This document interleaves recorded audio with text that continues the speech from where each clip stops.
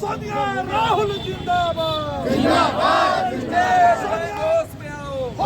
State bank मुर्दाबाद state bank शर्म करो शर्म करो शर्म करो स्टेट बैंक शर्म करो शर्म करो एसबीआई मुर्दाबाद मुर्दाबाद एसबीआई मुर्दाबाद।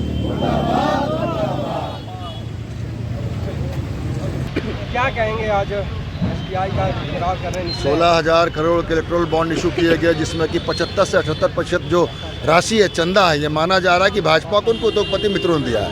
भाजपा एक तरफ पूरे देश की जो प्रॉपर्टी है, जो संपत्ति है, जो कि कांग्रेस ने 50, 60, 70 साल तक मेहनत कर कर देश के आगे बढ़ाने के नाम से बनाया था, वो लगातार उद्योगपति मित्रों को देते जा रही है, जिसके बदले में चुनावी चंदा देकर ये इनके एहसान को उतारने का काम करते हैं। इस देश की जनता को जानने का अधिकार है कि उनकी कमाई के पैसे, गाड़ी कमाई के पैसे कहाँ जा रहे हैं।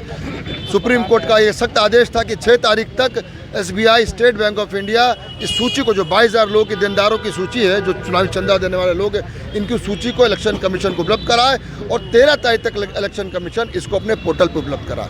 लेकिन भाजपा के दबाव में आकर एसबीआई सूची को उपलब्ध कराने से मना कर रही है, 5 महीने का समय मांग रही है। इस दौर में जहाँ की दुनिया क्लिप पे हाजिर होती है, वो 22,000 लोगों की सूची देने में स्टेट बैंक को कौन सी आपत्ति और कौन सी समस्या का सामना करना पड़ रहा है। हम मांग करते हैं स्टेट बैंक से इस सूची को उपलब्ध कराए। जो जब तक सूची उपलब्ध नहीं कराएगी, जब तक इस देश के जनता को जानकारी नहीं मिलेगा कि उनके पैसे कहाँ गए, किसने दिए, किनको दिए, तब तक ये लड़ाई, ये जंग हमारी जारी रहेगी। क्या लगता है एसबीआई उनके साथ मिली हुई है? क्यों नहीं बता रही है? 22,000 लोगों का डाटा देने में एसबीआई 5 महीने का समय मांग रही है। आप समझिए, देश का सबसे बड़ा बैंक है ये, और आज के दिन इलेक्ट्रॉनिक, सोशल मीडिया और अब जो तकनीकी जो ज़माना देख रहे हैं, पेटीएम और इतने सारे कुछ इतना सुपर टेक्निकल हो गए, तो एसबीआई को क्या समस्या है? 1 सेकंड में दे सकती है, क्लिक में निकाल के दे सकती है। लेकिन भाजपा के दबाव में, भाजपा का मुकाला होने से बचाने के लिए एसबीआई ऐसा कर रही है। क्या कहेंगे? आखिर आप लोग यहाँ पे धरना प्रदर्शन कर रहे हैं, एसबीआई के खिलाफ खड़े हैं। क्या फैसला दिया था सुप्रीम कोर्ट ने? कहा था कि देनदारों की सूची जारी करो, तो आप चुनाव के बाद जारी करके जनता को बताएंगे। मतदान जब अभी होना है तो मतदान से पहले ना जारी करेंगे। 10 साल हो गया मोदी जी के शासन का। क्या कहा था उन्होंने? मैं गुजरात से हूँ, व्यापार मेरे खून में है। तो दिखा दिया ना 10 साल में अपने तमाम व्यापारिक मित्रों को। आसमान, जमीन और पाताल सब तो बेच दिया। कांग्रेस पार्टी ने देश के जो 70 साल में संसाधन खड़े किए, उन एक एक चीज़ों को उन्होंने गिरवी रख दिया, बेच दिया, और उससे जो काली कमाई हुई उसको अपने पार्टी के खाते में ब्लैक को वाइट करा लिया। अब सुप्रीम कोर्ट ने जब लताड़ मारा और कहा कि आपको सूची जारी करनी होगी, देश की जनता को जानना होगा कि वो कौन लोग हैं जिनका पैसा आपने ले लिया है। और ये जो स्कीम लाए थे ब्लैक को व्हाइट करने का, चुनावी बॉन्ड स्कीम, इसके खिलाफ उन्होंने एक आदेश दिया। जब ये सूची जारी करने की बारी आई, एक दिन पहले एसबीआई ये 22,000 लोगों की सूची जारी नहीं कर पा रही है। 48 करोड़ लोगों के कस्टमर्स हैं इनके, एक क्लिक पर आज दुनिया उपलब्ध है, ये जारी नहीं कर रही है। तो कहीं ना कहीं देश की जनता समझ गई है कि एक तरफ चुनाव आयोग, आपके एसबीआई, ईडी, इनकम टैक्स, ये सारे जो देश के संसाधन है, देश के जो संस्थाएं हैं, इन सब को मोदी जी ने गिरवी रखकर अपने पॉकेट में डाल लिया है। तो देश की जनता अब क्या चाहेगी? हम लड़ रहे हैं इसके खिलाफ।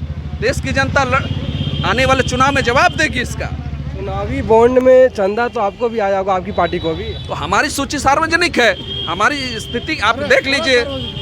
मैं तो मांग कर रहा हूँ कि हमारे देनदारियों की सूची सार्वजनिक कीजिए।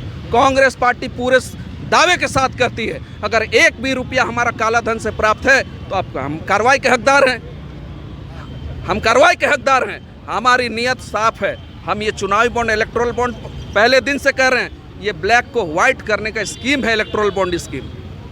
मतलब पैसा जो आएगा चुनाव में खर्चा होने के लिए, उसी पर आप सीधा आघात कर रहे हैं? जी नहीं, जो ये उद्योगपति मित्रों का पैसा, जो काला धन था और जो मित्रों के विदेश भागने का कमीशन था, वो पैसा वहाँ है। ये नीरव मोदी, मेहुल चोकसी, अंबानी, अडानी और जितने मित्र हैं, विजय माल्या, मेहुल चोकसी, ये सब का पैसा है।